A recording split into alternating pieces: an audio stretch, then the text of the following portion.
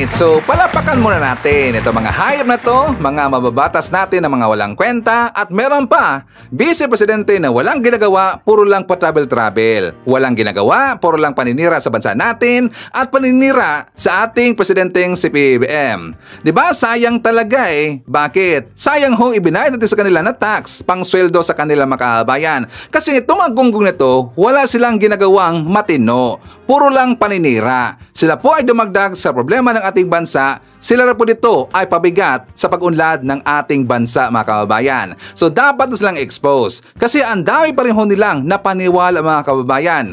Ang dami pa rin hong nabudol sa kanila. Kasi ang pag-aakala nito mga didis na mga tanga, sila ay nagtatrabaho para sa bansa.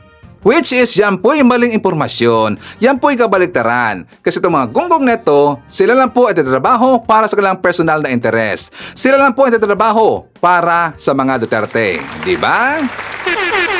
So anyways, magandang araw sa ating lahat mga kababayan, no? Luzon, Visayas at Mindanao. At sa mga sulok tayo ng ating mundo, sana ay nasa mabuti tayo na kalagayan at walang sakit-sakit ang lahat. Ito po si Sir Ivan at welcome back dito sa ating YouTube channel. Okay, so kung napansin nyo mga kababayan, di ba doon po sa ating Facebook account, meron akong ipinost doon video ebidensya ng PCG during sa kanilang search operation sa paghahanap dito ng missing sabongeros mga kababayan. Ano ang caption ko doon? Sabi ko doon na ano na naman kaya ang magiging next na script ng mga DDS na mga paninira. Kasi nga, hindi na sila makakalusot dito, hindi na sila dito makakapanera, kasi nga meron na hong ebidensya ang PCG makabayan. Ano yung unang sinasabi ho ng mga DDS na tanga? Kasi nga di ba napansin natin na parang ayaw yata ng mga DDS na maresolba ang problema, ang issue ng missing sabongeros makabayan. Mukhang ayaw nilang maresolba to. Bakit? Kasi nga feeling nila ito ay papunta doon sa mga Duterte. Which is, meron hong link. Meron ho tayong nakikita na mukha talagang papunta ito doon sa mga Duterte makabayan. Kaya naghahanap na naman ngayon na pwedeng ikapapanira dito sa ating bansa, sa ating pong presidente. Gusto nilang itakip yung issue dito sa missing sabongeros makabayan. At nakahanap nga ito ang gunggong na ito. Ano sa Ivan? Tungkol dito sa inilabas na report ng Coroner County ng Los Angeles tungkol doon sa isinagawang investigation sa pangamatay ni Paulo Tantoco makabayan. Napansin ba natin? Very coordinated po ang kanilang pag-atake ngayon. Doon sila ngayon nakafocus makabayan, tapos nanawagan pa sila ng hair follicle drug test. Kasi gusto nilang igiit dito na daw si Efelisa, First Lady Lisa Marcos, kasama doon, sangkot doon sa pagkamatay ni Paulo Tantoco makabayan. Tapos meron pa nga nagsabi itong si Harry Roque na kasama daw sa kwarto nung namatay si Paulo Tantoco dahil daw na drug overdose or na overdose ng cocaine makabayan. Diba gunggong talaga eh. So before tayo magpatuloy makabayan, ipaparinig ko muna sa inyo itong banat ni Harry Roque. Masama ang lagay ni Paulo Tantoco matapos kumuha ng cocaine, nandun pa yung issue na sino-sino talaga yung gumagamit ng mga pinagbabawal na droga. At siyempre, bagamat hindi pa conclusive doon sa police report na isa sa mga gumamit ay ang First Lady Liza Araneta Marcos, doon sa nakita kong police report, nandun positibo na na-identify siya na kasama ni Paulo Tantoco doon mismo sa kwarto kung saan na gumamit ng pinagbabawal na gamot, isa. At pangalawa, meron ding testigong nagsabi, di umano ha, sang-ayon yan sa police report na isinapubliko ng isang vlogger na meron nagsabi na wag nang tumawag muna ng tulong dahil normal lang yan, pagpahingahin lang daw ang Paulo Tantoco. Alam nyo, importante na masagot itong mga question nito. Dahil nga po, matagal na tayo nagdududa na hindi lang si Marcos Jr. ang bangag, kung hindi pati ang kanyang asawa. Kung paniniwalaan mo nga si Cathy Binag, parang it's a one happy family affair. Ang hindi ko naman sinasabi na talagang totoo yan. Kasi ako naman, hindi gaya ni Cathy Binag, wala akong nakita. At si Cathy Binag, pagdating kay Liza Araneta Marcos, ang sinabi lang niya, inalok siya na kumuha ng cocaine at ang sinabi niya hindi siya gumagamit, parang nagpanik. At ang tanong, anong ginagawa mo rito kung hindi ka gagamit ng cocaine? No? Yun yung naging testimonya ni Cathy Binag. Pero dahil may ganyang aligasyon at ngayon merong police report na nagsasabing namatay nga si Paulo Tantoco, nasa kaparehong kwarto ang Liza Araneta Marcos, mukhang lumalakas ang suspetsya natin na pati ang First Lady ay baka gumagamit ng Oh, di ba? Grabe ang fake news mga kababayan. Meron daw police report na inilabas ang coroners na kasama daw sa kwarto itong si Felisa nung namatay sa drug overdose itong si Paulo Tantoco mga kababayan. Di ba yan pag sinabi? That is a big fake news. According ho sa balita, nakasama si Paulo Tantoco sa entourage ni Felisa. Nakasama si Paulo Tantoco ni Felisa during sa dinner. Walang sinabi ho sa report ng coroners nung namatay si Paulo Tantoco kasama si Felisa. Walang sinabi ho na ganyan. Bakleta. Diba? Gonggong talaga eh. Itong mga tao na ito, dapat talaga nakakasuhan makabayan kasi nga napabalabas sila ng fake news. At saka meron pa siya sinabi na meron dang ebidensya, meron dang witness nagsabi sa kanila na wag daw itakbo o tutulungan itong si Paulo Tantoco nung siya daw ay inatake makabayan. Hindi daw ito tutulungan. Wag daw muna. Nandun ba siya sa pinangyarihan makabayan? Tatanungin natin ito si Roque. Bakit parang sure na sure siya? Tapos meron ba siyang ginamit na word makabayan? Di umano. Diba? Para makaligtas sa kanyang claim, sa kanyang pangako sa makabayan, kaya siya gumamit ng di umano. According sa kanyang, according daw sa witness na nagsabi sa kanila, alam niyo ba kung sino yung nagsabi sa kanila? Naalala niyo ba itong si Sara Duterte? Kaya nga siya tinawag si Sara na fake news peddlers. Kasi galing po kay Sara Duterte yung sinabing nandun si Felisa sa loob ng kwarto nung namatay itong si Paulo Tantoco makabayan. Diba ito sinabi pa nila na nakasama daw sa kwarto? Gunggong talaga eh. Meron rin pong vlogger na nagsabi mga kabayan na kasama daw sa hotel si Felisa at saka si Paulo Tantoco. Yes, nakasama sa hotel. Kasi hotel ho yung doon sila nag-dinner. Pero hindi sila magkasama sa isang kwarto. Ibang kwarto si Felisa, iba rin pong kwarto itong si Paulo Tantoco. At ang kasama ni Paulo Tantoco, ang kanyang asawa. So ang makapagbigay dito ho ng conclusion kung sinong kasama ni Paulo Tantoco, yung asawa ni Paulo makabayan. Diba? Anong sabi ni Sara makabayan? Noong nagkaroon ng malaking krimen sa Estados Unidos na merong namatay dahil sa drug overdose at kung makikita ninyo doon sa police report ay nandoon ang pangalan ng First Lady Liza Marcos na isa sa mga tao doon sa loob ng kwarto kung nasaan yung isang tao ay na-overdose. Namatay dahil sa suspected drug overdose sa hotel room at ang daming nakikitang white powdery substance na sinasabi doon sa police report na suspected cocaine din ay bigla nila kinidnap, kinuha si Pangulong Duterte. Yan ang sabi ni Sara Duterte. Kaya nga tinawag ito si Sara ni Atty. Claire Castro na fake news peddlers. Kasi nga si Felisa mga kababayan ko, March 10, nandito na ho sa Pilipinas. Yung nangyari doon sa Los Angeles kung saan namatay ito si Paulo Tantoco, March 8 ng gabi nangyari makabayan. Si Felisa nandito na sa Pilipinas, March 10 ng madaling araw. So na sinabi ni Sara Duterte, sabi niya, noong nagkaroon ng malaking krimen sa Estados Unidos na merong namatay dahil sa drug overdose at kung nakikita ninyo doon sa police report ay nandoon ang pangalan ng First Lady Liza Marcos na isa sa mga tao doon sa loob ng kwarto kung nasaan yung isang tao ay na-overdose. Namatay dahil sa suspected drug overdose sa hotel room. At ang daming nakikitang white powdery substance na sinabi doon sa police report na suspected cocaine, din ay bigla nilang kinidnap, kinuha si Pangulong Duterte. Diba? So galing ho kay Sara Duterte ang information ni Harry Roque makabayan. Diba? Gusto talaga nila na igiit na sangkot si Felisa doon sa pagkamatay ni Tantoco makabayan. Well, kung sinasabi nila na nakasama ni Felisa sa isang hotel, itong si Paulo Tantoco makabayan, yung totoo yan. Nakasama ho ni Felisa sa isang hotel. Kasi yung dinner mga kababayan ko, yung nangyaring dinner after MIFF, yun kasi ay hotel. Hotel ho yun kung saan nakikita natin na nag-dinner si Paulo Tantoco at sa kasama niya si Felisa. Yung event na yon na dinner, hotel yun mga kababayan. Hotel yon, mga DDS. But it does not mean na kasama sa kwarto kung saan matutulog itong si Tantoco, kasama niya si Efelisa. Yan po ay fake news. Wala pong sinabi na ganyan ang report ng kapulisan ng taga Los Angeles, mga kabayan. Wala pong ganon. Ang sinabi lang po ng pulis na kasama sa entourage ni Efelisa itong si Paulo Tantoco. Pero hindi kasama sa kwarto kung saan namatay si Tantoco dahil na drug overdose, mga kabayan. Nandoon ba si Sara Duterte? Nandoon ba sa pinangyarihan itong si Harry Roque? Bakit para silang sigurado, mga kabayan? Pero ngayon gusto lang sisiraan si Efelisa, gusto lang ilihis yung isyu ng sabong, mga kabayan.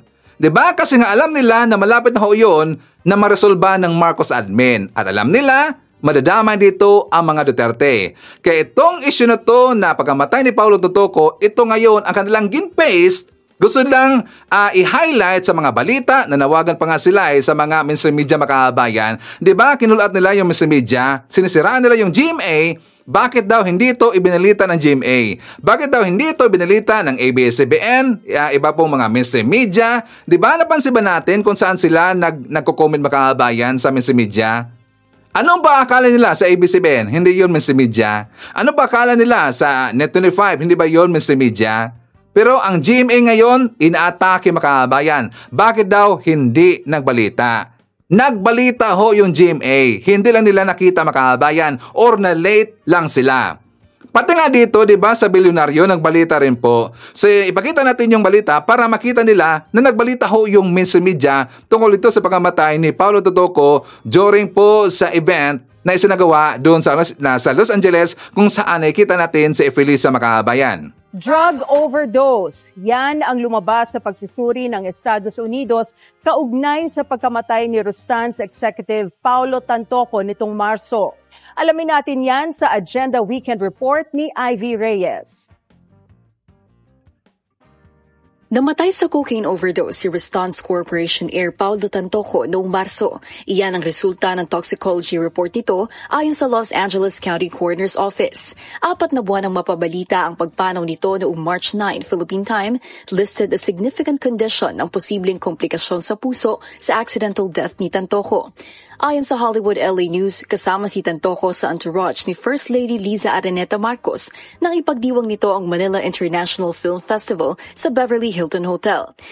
Sa isang video sa social media account ng First Lady, present sa MIFF celebration, sina Senate President Cheese Escudero, Senate Pro Tempore Jingo Estrada, Tourism Secretary Cristina Frasco, MMDA Chairman Romando Artes at iba't ibang Pinoy celebrities. Noong Mayo, pinabulaanan ng Malacanang ang mga aligasyon ni Vice President Sara Duterte na involved ang First Lady sa pagkamatay ni Tantoco. Sa kanya pala nang galing ang fake news. Siya pala ang source ng fake news na ito na pinapakalat. Kumalat kasi ang haka-haka online na na-dictate sa Los Angeles CFL na ayon sa mga fact-checker ay distorted at manipulated photos and videos. Tandaan po natin, dumating si First Lady sa Pilipinas March 10, 2025. Kung gusto niya pong alamin yan bilang Vice Presidente, may records po yan. March 11, nagkaroon po ng event si First Lady with the representatives of Girl Scouts of the Philippines. That's May 11, 2025. Pwede po ba nating ipakita?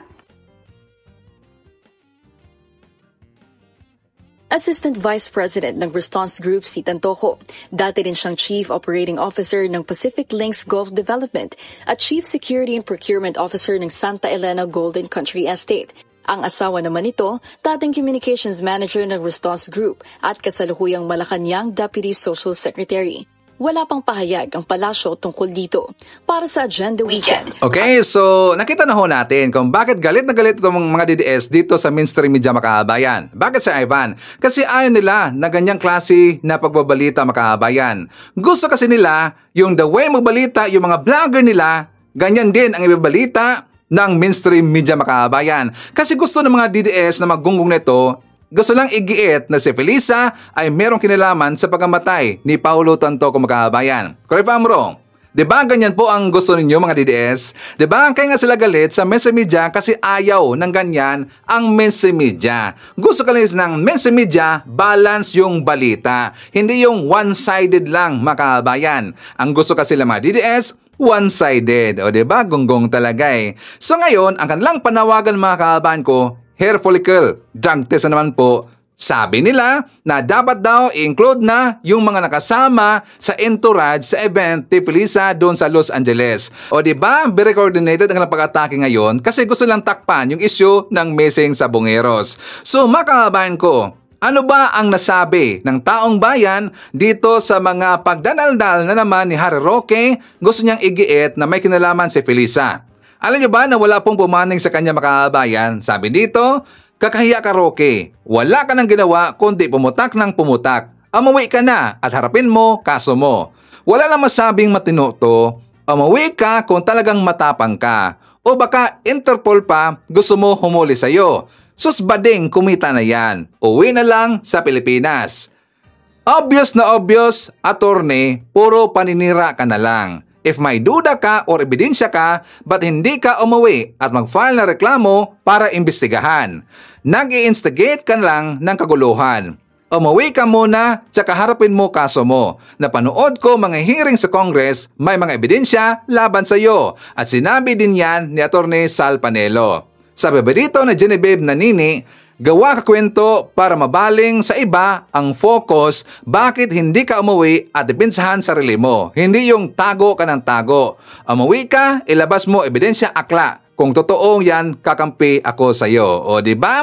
Walang kumampi kay Harry Roque. Kasi alam mo ng taong bayan at saka nagising na po ang taong bayan dito sa mga pinagagawa ng mga alipores ni Digo makabayan. Diba? Buti na lang dumadami na ho yung makababayan natin ang nagising kasi alam nila ang totoong nangyayari makabayan. Na puro lang ho pamumulitika, puro lang ho paninira ang ginagawa nila ni Roque, paninira dito sa First Family makabayan.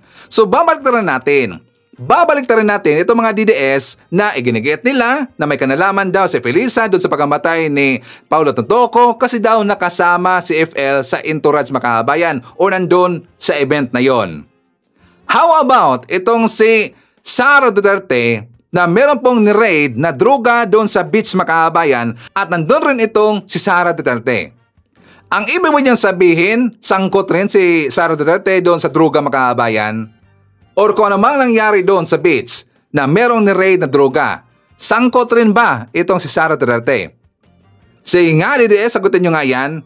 December ho yan na sitwasyon. Si Sara Duterte nandun sa beach na kung saan merong ni-raid na droga. Doon po sa Los Angeles, merong namatay si Paulo Tontoco kasi nga siya po ay na-drug overdose. Nandun si Felisa kasi nga event yon ni Felisa. So sangkot ba si Felisa? Doon din po kay Sara Duterte, sangkot ba si Sara Duterte? O, di ba? Simple logic lang ho yan. Gonggong talaga eh. So, anyways, makaban ko, before tayo mapapatuloy, syempre, i-acknowledge mo natin ating mga viewers na may maraming comment dyan sa baba sa ating comment section. Nandyan sila si Marie Usta, merong 48 na comments. Nandyan rin po si Sampagita, merong 36 na mga comments. Nemi Hasigawa, merong 31 na mga comments. Nandyan rin po si Divina Dicuaten, meron siyang 27 na mga comments. And Robel Ferrer Official, meron siyang 23, lahat ng mga comments. Again, so thank you so much sa ating mga viewers na may maraming comment. Ating top 5 makabayan. At syempre, i-shoutout natin ating mga suki, mga early birds. Yun ang una sa pag-comment dyan sa baba sa ating comment section. Nandyan sila si Marcres Hernandez from North Carolina, USA. End Times Rapture Repent. Nandyan rin po si Jocelyn Flores at Luisa Taha from Riyadh, Saudi Arabia. I-shoutout natin si M.E., Mr. Kapampangan, Monez Borromeo, Eliza Sibelia, hi to Zoe Dioso from Cyprus, Europe, hi to Rosemary Mercado, hi to Sampagita, Robel Ferrer Official, nandiyan rin po si Anime Lover, Rose Guevara, Joanna Navalta, and hi to Tess Faraon. Siyempre, hindi rin kalimutan, i-shoutout natin ating mga pinalangga na mga legends, ang mga senior citizens. Hello po, kumusta ang lahat? At siyempre, i-greet natin ng happy birthday ang lahat ng mga viewers na nag-birthday ngayong araw. Happy birthday! Okay, so makahabahan ko, siyempre pasalamatan po natin ang nabigay sa atin ng super thanks or pang snacks ni Sir Ivan. Thank you so much kay Lou Montigodo, nabigay sa atin ng 21 Canadian dollars. Thank you so much.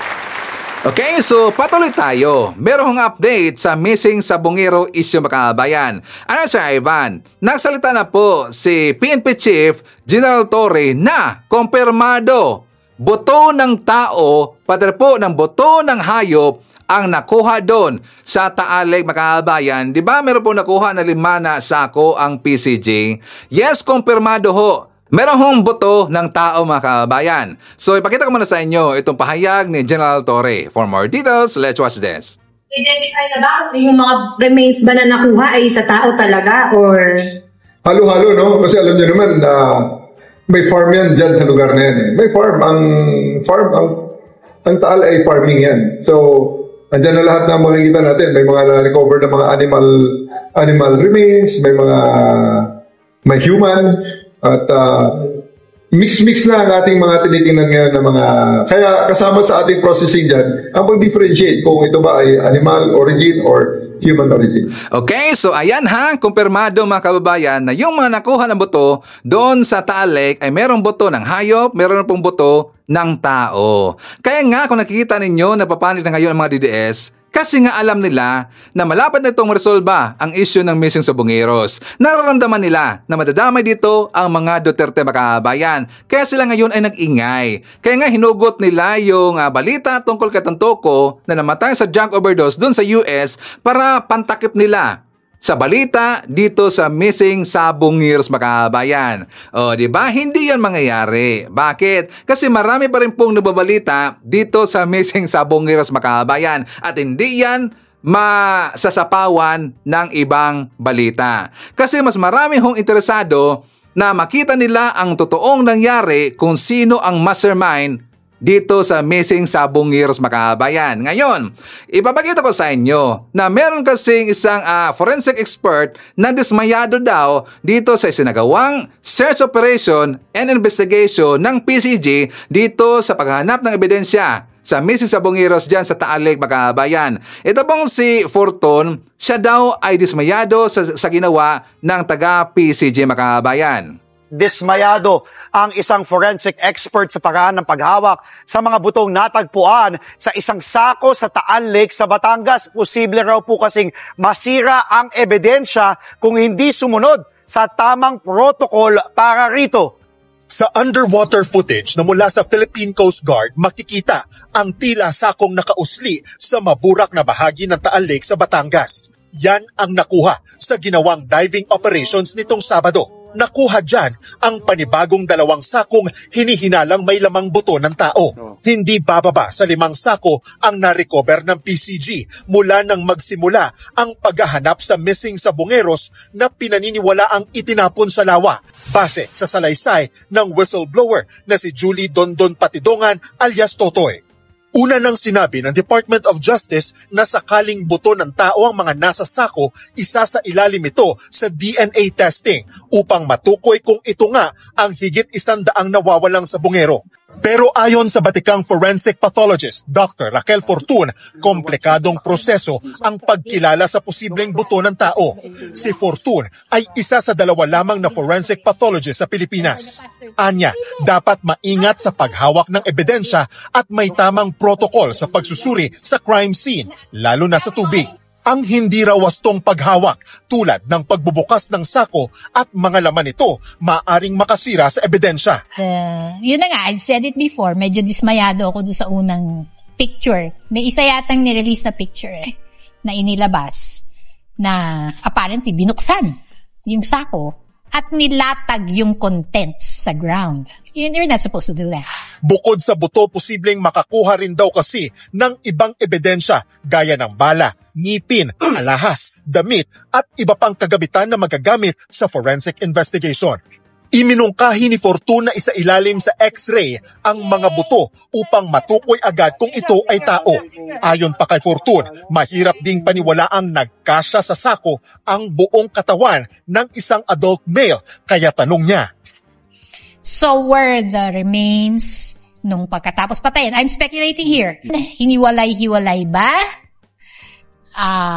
Pinutol-putol, nag-decompose, naturally disarticulated, tapos kinolek yung remains, or, as it's suggested by the color of the supposed bones, maitim, is that burning, charring. Posible rin umano na ang itim na kulay ng butong nakuha sa ilang sako ay maaring dulot ng putik mula sa lawa. Pero kung sinunog man, pahirapan na ang DNA analysis kaya gagamitin ang dental examination para matukoy ang pagkakakilanlan nito. Hindi rin isinasantabi ni Fortun na ang mga nakuhang buto ay hindi konektado sa mismong kaso ng missing sa Bungeros.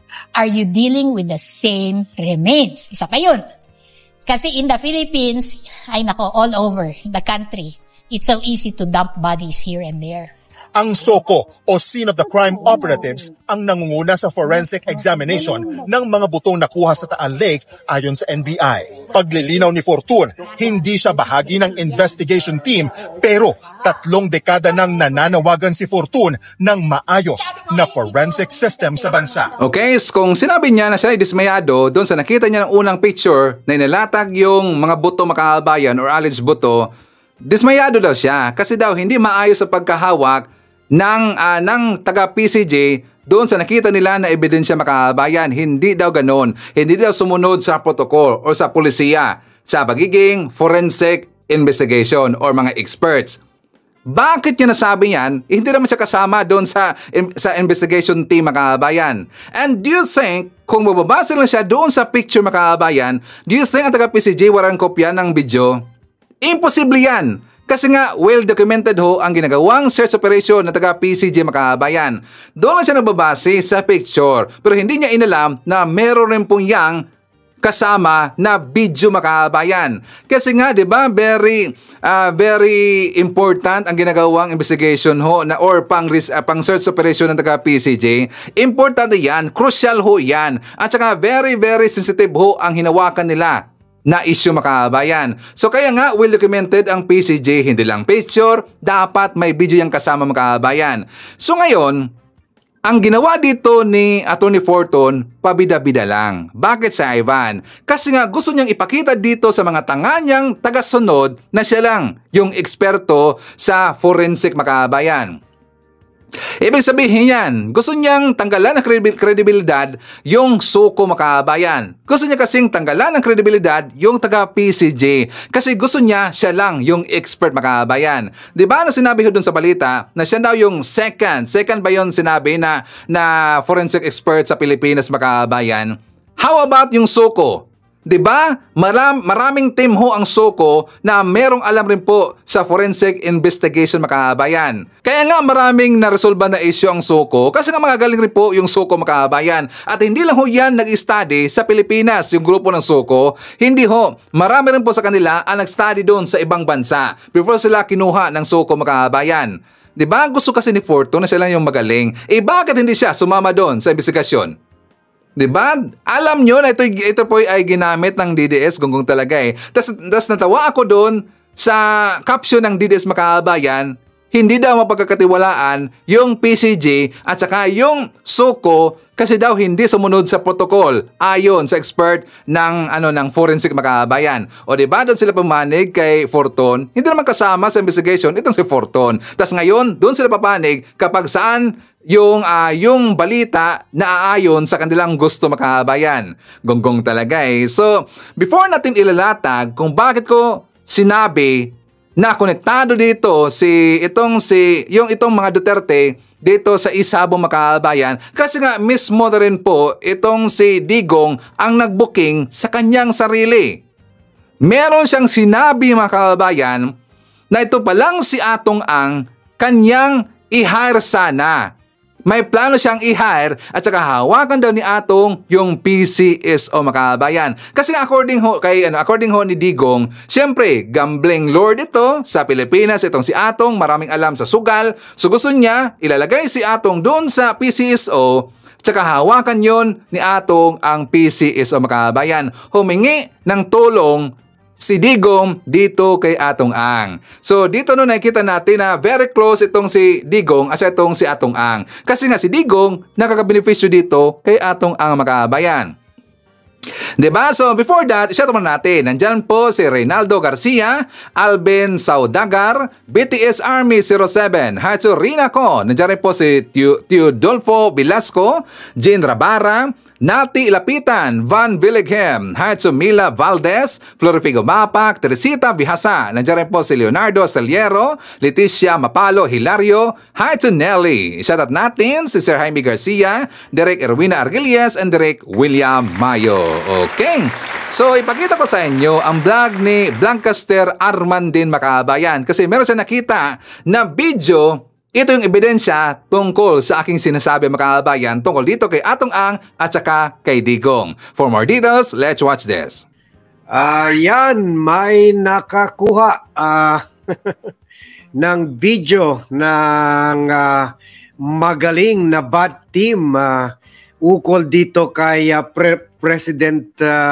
former President Duterte delivering a speech during his administration at ipinapakita niya dito na two ways pinapakita niya na amo niya si Atong Ang at ipinapakita rin niya amo siya ni Atong Ang at protector siya ni Atong Ang. Dito sa speech sa Malacanang bago ata yung pumunta siya sa India, this was in January 24, 2018, sinabi ni Atong Ang, sinabi ni former President Duterte na humingi siya ng tulong ni Atong Ang para tulungan linisin ang Philippine Charity Sweepstakes Office at para pigilin niya yung tuloy-tuloy na illegal gambling activities. Although inamin niya na itong si Atong Ang ay number 1 gambler sa lugar niya. I-play na natin itong video. Alam ko, curious na kayo dito. Na ito talagang katibayan na si Duterte ay amo ni Atong Ang. Although pinapalabas rin niya dito, pwede rin amo niya si Atong Ang kasi hinuhingi siya ng tulong kay Atong Ang. Imagine mo yan na number one official ng bansa humihingi, may hawak ng PNP, NBI, CIDG, Armed Forces of the Philippines, acting helpless at kailangan pa humingi ng tulong ni Atong Ang para ayusin ang PCSO. So dito pa lang makikita natin na ganun talaga, napaka-bagyong-bagyo si Atong Ang kay President Duterte. Ano kaya ang dahilan? Ano kaya ang binibigay ni Atong Ang kay President Duterte? Babae, taya, o manok? O ano pa ba? Kayong bahala. Sagutin yung tanong na yan, O baka yung 13 na girlfriends galing kay Atong Ang. Puwera sa girlfriend, puwera sa manok, puwera sa taya, ano pa kaya binibigay ni Atong Ang? Kaya gano'n na lang ang lakas niya kay Duterte. So, panoorin natin to. Kung hindi dahil sa video na ito, hindi mo maniwala na ganun kalakas si Atong Ang kay Duterte. Okay. Ito kayang dahilan na ayaw talaga ni Sara masimulan yung impeachment. Kinumpirma ni Pangulo. Impeachment trial at baka pati yung mga binibigay hindi lang kay Digong, kundi kay Sara, kundi kay Baste, kay Pulong, kay Kitty, kay Hanilet, kay Mrs. Zimmerman, yung binibigay man, kung ano man, candy ba o ano, o chewing gum ba na binibigay ni Atong Ang ay lalabas doon sa mga bank accounts na yun. So, it makes you wonder, di ba? O sige, play natin ito. So ito si President, ang isda nahuhuli sa kanyang bunganga. Ito nga, huling-huli. Ha? At i-share nyo itong vlog to friends and relatives. Lalo na yung mga DDS na ngayon na sinisiraan rin yung operasyon ng mga Coast Guard na peke, bago daw yung sako. Paano daw maging, at sa tagal-tagal daw yan, 5 years na daw yan sa ilalim ng lupa, bakit daw puti ang sako? Hindi nila alam, transfer lang yung buto doon para makita ng media. Pero yung mga sako, luma rin. So nakikita mo, meron na rin sila ops para upakan sila Boeing Remulla, upakan itong itong whistleblower na si alias Totoy at yung si Brown. Meron na rin at I will not be surprised kung si Atong Ang rin ang nagpipinance ito na mga anti-Coast Guard, anti-DOJ, anti-Nicolas Torre PR Ops. Ha? So, pero dito subukan nila i-counter ito. Kaya i-like nyo itong vlog para mapunta sa inbox ng mga DDS, i-share nyo to at i-refer nyo yung VAT channel to all your friends and relatives para maikalat natin. Maikalat natin itong video na ito. Sige, play na natin. Rodrigo Duterte na humingi siya ng tulong sa gambling consultant na si Charlie Atong Ang para linisin ang hanay ng Philippine Charity Sweepstakes Office. Ito si Atong, I was hearing, pinawag ko yan siya. Sinabi ko, Atong, ikaw ang number 1 na gambler dito sa Davao. Hawak mo lahat, huwag tayong magbulan.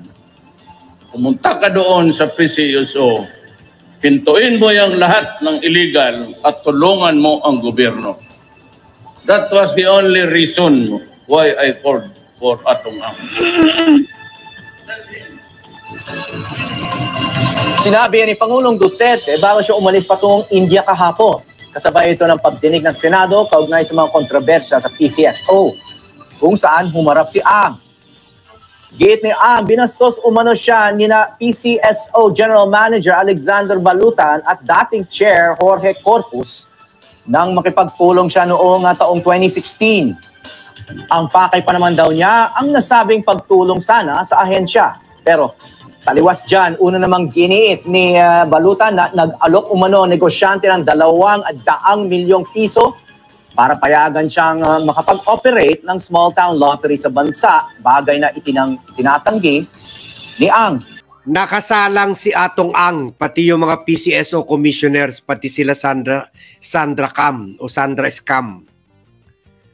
Pero ang balita, tumawag si Bongo kay Atong Ang at pinapunta kay Presidente at kinausap ni Presidente. Naging kwan yun, naging skandalo yun. Bakit kausap ni Presidente yung iniimbestigahan na wetting lord na si Atong Ang? Kaya ito ang parang defensive pa siya. Pero inamin naman niya, inutusan niya si Atong Ang while under investigation ito for illegal gambling, na inutusan niya ito. Linisin ang PCSO. And that is another word for saying, sige, kontrolin mo na yan, PCSO. Kaya pumabor siya sa mga opisyales inappoint niya doon, pinatanggal pa niya. Siyempre, eventually, si Atong Ang na ang kumontrol sa PCSO and also presumably, according sa mga Senate sources that time, na siya na ang nag-control sa illegal numbers game. Na eventually napunta sa Isabong na kung saan kumikita daw siya mga 3 billion a day. 3 billion a day. 1 to 3 billion a day. So last time, panoorin nyo, galing mismo kay Duterte. Parang yung mga speeches niya doon sa EJ case. Humingi siya ng tulong sa gambling consultant na si Charlie Atong Ang para linisin ang hanay ng Philippine Charity Sweepstakes Office. Ito si Atong, I was hearing, pinahawag yan. Tinawag ko yan siya. Sinabi ko, Atong, ikaw ang number 1 na gambler dito sa Davao. Hawak mo lahat, huwag tayong magbulan. Pumunta ka doon sa PCSO, hintuin mo yung lahat ng illegal at tulungan mo ang gobyerno. That was the only reason why I called for Atong Ang.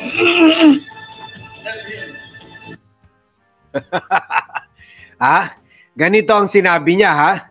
Ganito ang sinabi niya. Tinawagan ko yan siya. Sinabi ko, Atong, ikaw ang number 1 na gambler dito sa Davao. Hawak mo lahat. Huwag na tayong magbulahan. Huwag na tayong magbulahan. O dyan lang muna. It defies logic na bakit isang dating mayor na hawak ang Davao, at that time, 2018, anak na niya si Sara Duterte ay mayor ng Davao, siya presidente ng Pilipinas, hawak niya ang PCSO, hawak niya ang PAGCOR, hawak niya ang PNP at DOJ at AFP. Hindi niya kayang patigilin yung weteng operation sa Davao ni Atong Ang. Hindi niya kaya. At sinabi pa niya, alam niya na number 1 gambler ito sa Davao. At hawak ni Ang lahat. Hawak ni Ang lahat or bayad ni Ang lahat. Pati anak nyo. Bayad ba ni Atong Ang anak nyo? Kaya wala rin nagawa anak nyo na si Mayor Sara Duterte. Wala rin nagawa anak nyo na si congressman pa naman ng lugar na yan na si Pulong Duterte. Walang nagawa or ayaw gawin. Dahil happy, everybody happy. Hindi ba dapat kung ganyan, alam mo may isang tao na nag-operate ng weteng sa lugar mo, you don't have to be president, mayor ka pa lang, pwede mo na pakasuhan yan, pwede mo i-build up ng kaso, tapos kung may ebidensya na kasuhan mo at ikulong mo. Ba't hindi nangyari yan sa time ni Duterte? Ba't hindi nangyari yan? So ibig sabihin, kaibigan sila. Everybody happy. Alam niya may kriminalidad ginagawa. Alam naman natin ang style ni Duterte. According to Arturo Las Cañas at si Motabato, nasa drugs daw, kung hindi kaalyado ni Duterte, patay. Pero kung kaalyado, may parte-parte. Everybody happy. No wonder, kaya daw yan si Sammy Uy, according to former Senator Antonio Trillanes, itong si Sammy Uy, para tuloy-tuloy yung drug operations, at nagpakita pa si Antonio Trillanes ng mga dokumento, bank documents na from the Bank of the Philippine Islands na lumalabas di umano na monthly meron from 7 to 10 million, 10.6 million. Sila Hanilet, sila Mrs. Zimmerman, si Sara Duterte, si Pulong Duterte, si Baste Duterte. Para lang hindi hulihin or hindi pigilin yung illegal drug operation ni Sammy Uy at ni Michael Yang. Parang pareho talaga ito kay Michael Yang Involved sa drugs, ginawa presidential advisor for Chinese affairs. Ito rin si Atong Ang involved sa weteng, hiningi na linisin daw kuno o kontrolin ang PCSO. Nakita nyo ng pattern. So, ibig sabihin kung as early as 2018, MU na sila ni Duterte, pati ni Bongo, pati ni Bato, na PNP chief. What more nung umabot ng punto na na-introduce na mas maraming pera na isabong kasi ang mga tumataya, mga retirees na mga Amerikano, yung maraming pera, maraming pension, dollar, euro, money from all over the world. Di umano, kumikita si Atong Ang ng 1 to 3 billion a day. So, kung kwan ka, either kung criminal ka, either you fight the government or gawin mo gawin mo protector ang government. Parte-parte, everybody happy. Meron pera sa Malacanang, meron pera sa First Family, meron pera sa DOJ, meron pera sa PNP, meron pera sa Armed Forces of the Philippines. Everybody happy. Meron pera sa DCIDG. Everybody happy. Except ang taong bayan. Well, everybody happy? Talagang happy kasi sila ay nakakabenepisyo. Hindi lang po yung mga alipuro si Digong, pati po yung kanilang mga vlogger, mga kababayan. Bakit si Ivan? Kasi napapansin natin na hindi nila kayang tuligsain si Pulong, hindi kayang tuligsain si Bongo, sila si Digong, na yung pag-appoint sa mga drug lords, sila si Kenneth Dong, si Peter Lim, si Michael Yang, na in-appoint ni Digong dyan sa Malacanang noong time pa niya, hindi nila kayang atuligsain. Baka sila po dito ay nakakabenepisyo, mga kabayan. Baka siguro malaki rin po yung ibinibigay sa kanila. Diba? Tas dito rin po kay Atong Ang, napansin nyo ba ang kanilang ginagawa ngayon? Gusto nilang ilihis or pagtakpan yung issue ng isabong or ng missing sabongeros. Kasi nga ayaw nilang pag-uusapan, mga kabayan. Nakaduda. Baka siguro sila po to ay kasama sa payroll ng mga drug lords, kasama rin po sa payroll ni Atong Ang, makabayan. O diba? Baka lang kasama. Okay, so tingnan natin yung comment ng mga netizen. Sabi dito, it appears that Digong was never punisher. Instead, he was the biggest narco-politician and organized crime personality in our country has ever seen.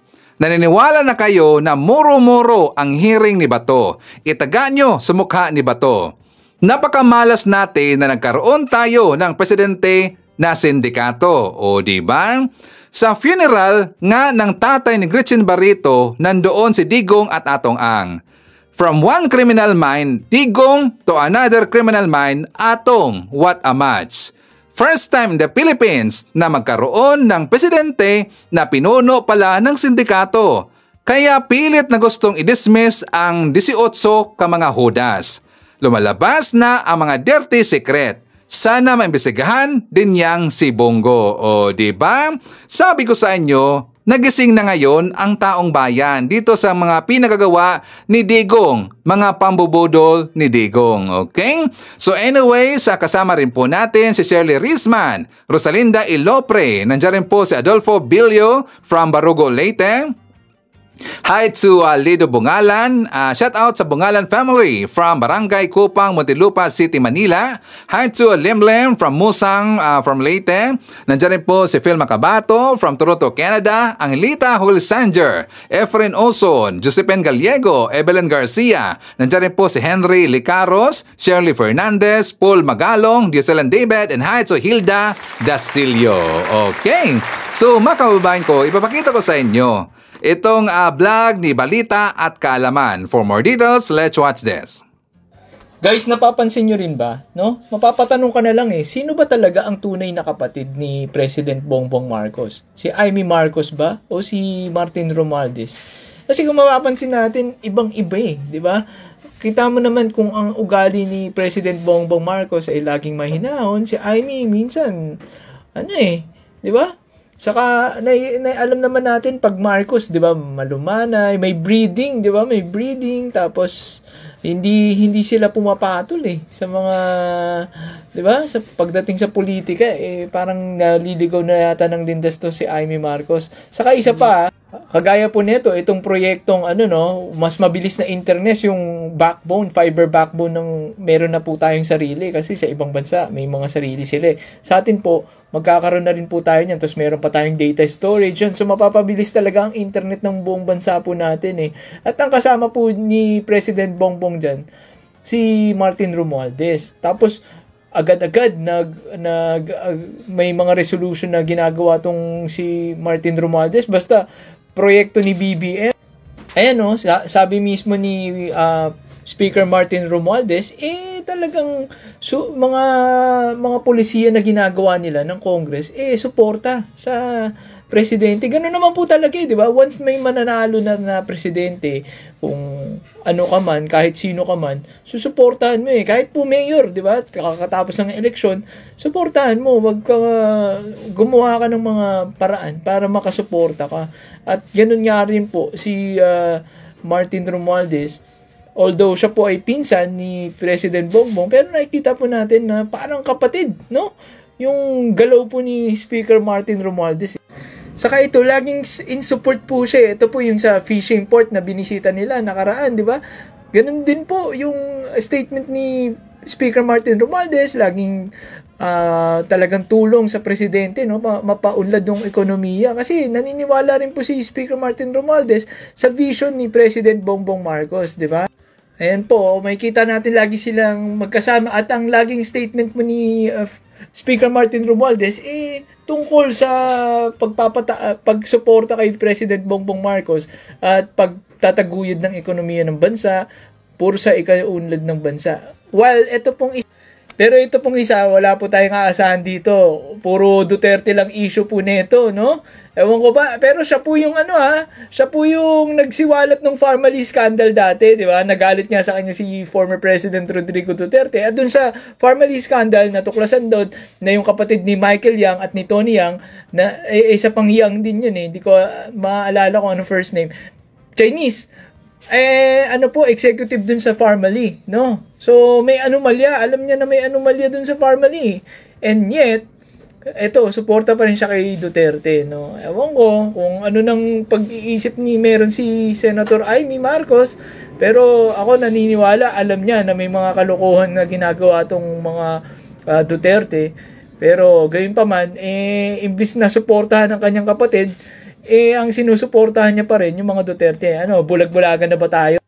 So mapapatanong ko po talaga, no, sino ba talaga ang tunay na kapatid, no? Senator Amy Marcos o si Speaker Martin Romualdez? Kasi pag sinabi mo naman kasing kapatid, no, merong kapatid sa pananampalataya, di ba?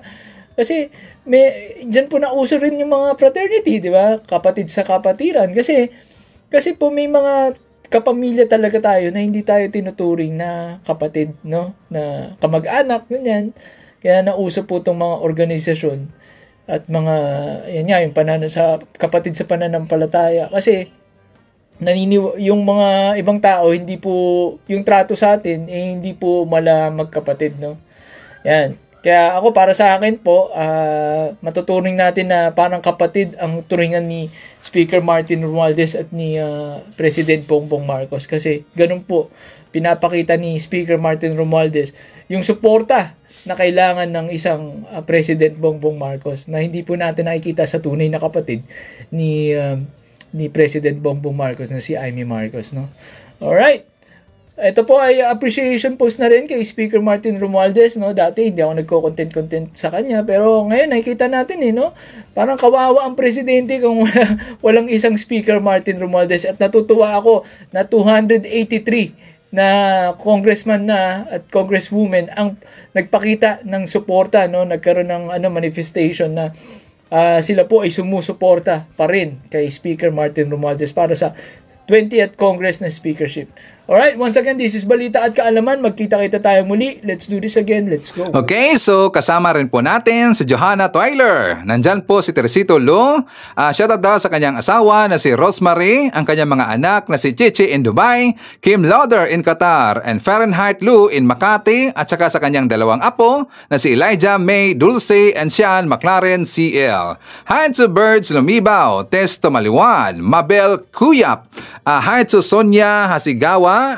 Nandiyan rin po si JRN, Rodolfo Porti, Luisito Niedo, Pauline Raot-Raot, Haitso Ninita Umale, Elina Cao, Ja Daga, Melz Lebiran, Ib Chu, Ninita Umale, Elmer Pinaranda, Emmanuel Balagtas. Nandiyan rin po si Dina D. Guzman, Merna Borromeo, Ratna Juwita, Annabel Hoson, Renz Dulens. Kasama rin po natin si Evelyn Teofren, Rica Noses, Apple Nas, Lorna El Villanueva, Gloria or Glory Ortega, hi to Leticia Dizon, Edgardo Cabanas, Josie Buhay, Joliet Sunakawa, Elsa Hoffman, Ella Parihas, Hilda Baldomiro Pita, Jaco Jerry Cabreros, Arcolot Coborda, and hi to Carling Oliveros. Okay, so mga kababayan ko, yan natin manakalap na mga balita ngayong araw. Kung nakaabot ka po sa portion na to, sana nakapag-like na ho tayo. Libre po ang mag-share. Libre din ang mag-subscribe. Again, maraming salamat sa mga viewers na hindi nag-skip ng ating mga commercials. Thank you so much. At before natin tatapusin ang ating programa ngayong araw, sana sabayan nyo si Sir Ivan para sa ating live messaging prayer.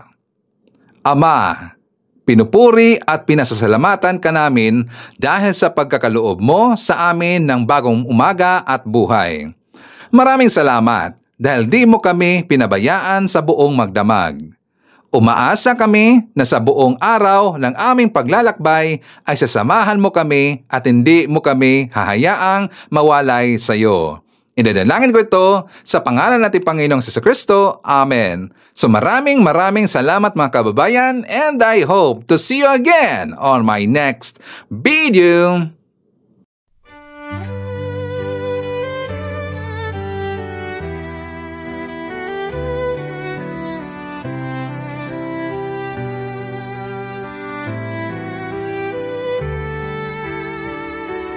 Bawat hakbang tinik ang iyong daan sa sariling bayan, ika'y hinusgahan, ika'y siniraan ng ganit sa kapangyarihan, agilang nagnakaw ng pera ng taong bayan.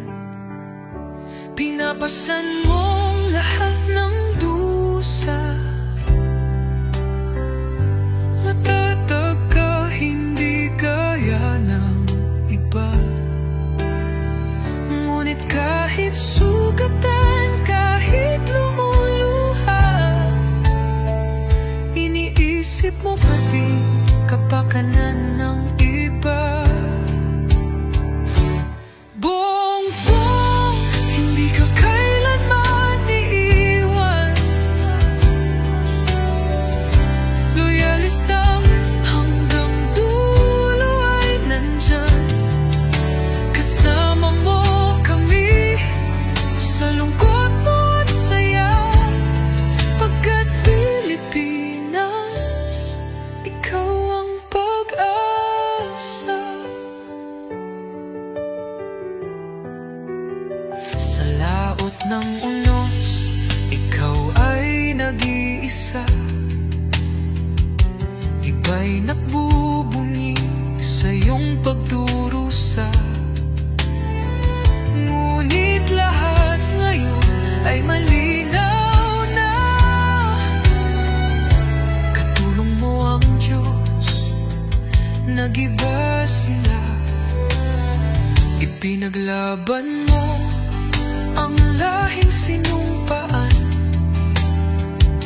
Nagkalat peking balita sa mamayan. Binabaliktad nila ang katotohanan, pero hindi na naig ang kanilang kadiliman. Bongbong, hindi ka kailanman iiwan. Loyalistang hanggang dulo ay nandyan. Kasama mo kami sa lungkot mo at saya. Pagkat Pilipinas, ikaw ang pag-asa. Ikinuhit ng kasaysayan ng pangalan mo, dalisay. Ngunit bakit tila nais kang burahin at siapolakay? Sa iyong mga mata, may luha ng matinding pagdurusa. Ngunit sa puso mo, bayan pa din ang inuuna. Bongbong, hindi ka kailanman iiwan. Loyalista hanggang dulo ay nandyan.